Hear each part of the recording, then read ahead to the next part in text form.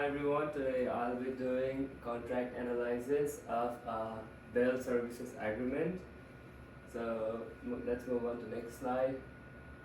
So overview, quick overview. So starting with type of contract, it is a online service contract where you get like online services. As you know, Bell is a service provider.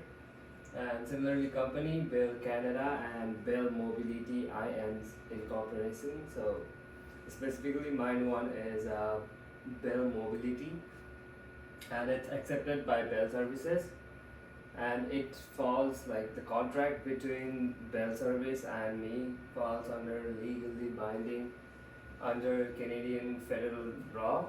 And in this picture, you can see my details with the contract with Bell while I was buying a phone.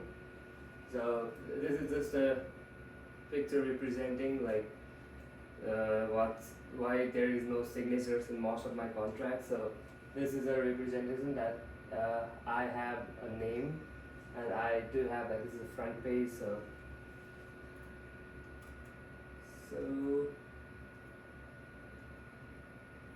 parties in the contract, there are basically two parties in the contract. The first one is Bell Mobility itself, so it's the provider. It provides wireless and mobile services. Similarly, customer, which is me, who have subscribed to their services.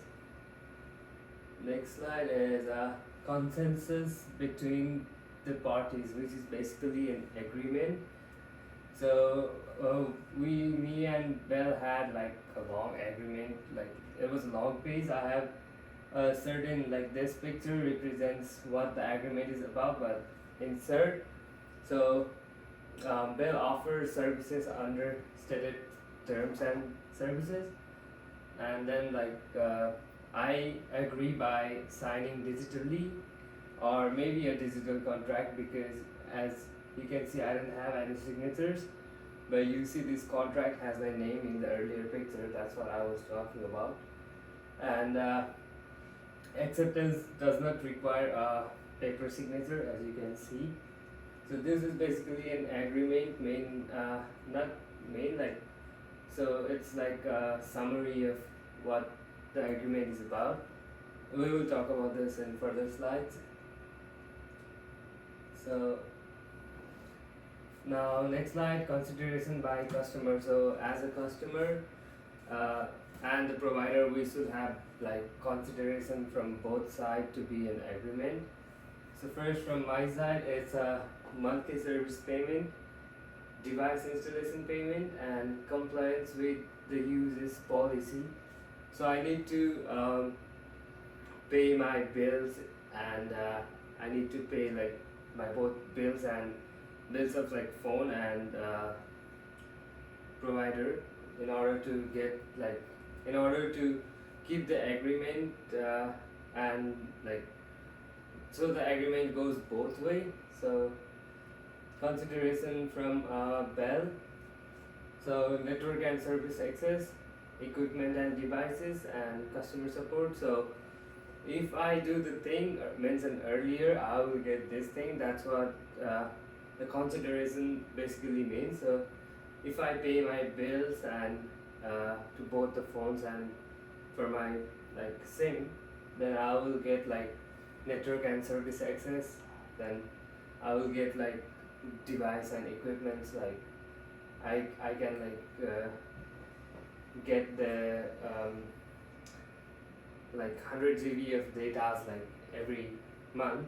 So similarly, customer support, that comes from their side.